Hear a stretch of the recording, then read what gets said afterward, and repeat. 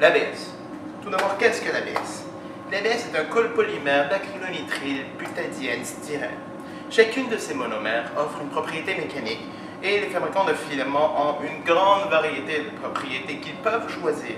Et nous, en tant que consommateurs, il faut toujours comprendre quel est le matériel que l'on a pris. Il est important de noter, toujours de se rappeler, que l'impression en ABS génère des fines particules nocives pour la santé. Il est donc important de toujours bien ventiler dans le local où l'impression se fait. L'ABS est un matériau plus difficile à imprimer.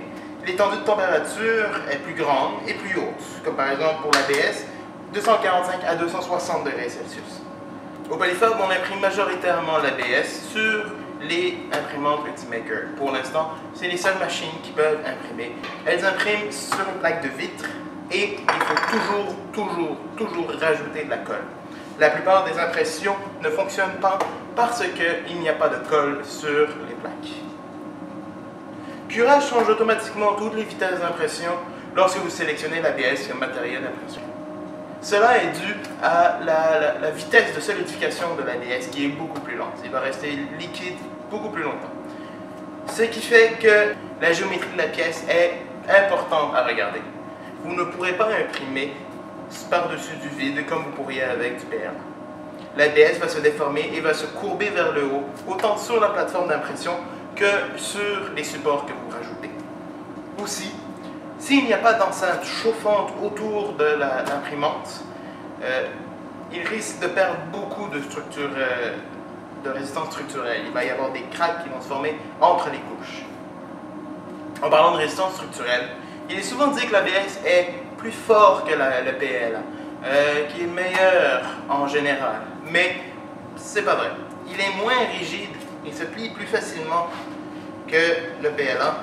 Il est moins rigide à 1681,5 mégapascales et une déformation similaire.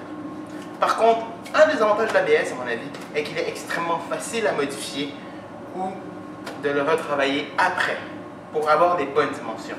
On peut le couper avec un X-Acto, on peut le sabler facilement et on peut percer, tarauder, fileter, etc. Dans le fond, tout ce qu'on pourrait faire avec un autre plastique, mais beaucoup plus facilement. Aussi, l'ABS est plus facilement aux déformations imposées. Par exemple, si on veut rentrer un bouton dans si on veut faire du press fit ou du snapping, ça marche avec l'ABS, ça peut se faire. Mais, surtout pour le taraudage et le filetage, l'ABS risque de s'user rapidement parce qu'il est plus smooth.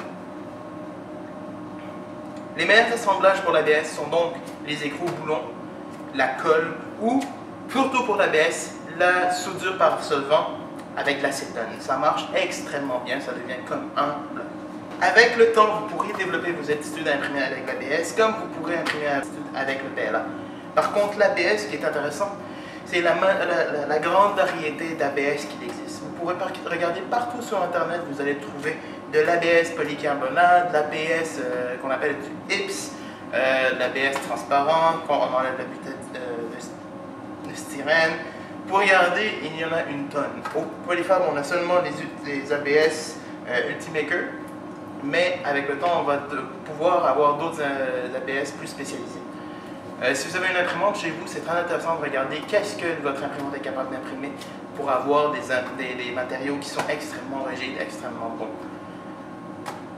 Merci d'avoir écouté la vidéo. La prochaine vidéo commencera dans les matériaux plus exotiques que l'on a au Polyfab, que l'on peut imprimer avec plus de formation. Donc, la prochaine vidéo, ce sera le PETG. Ensuite, ce sera le nylon et le HIPS. On va couvrir le HIPS. Et après, on va voir qu'est-ce qu'il nous reste.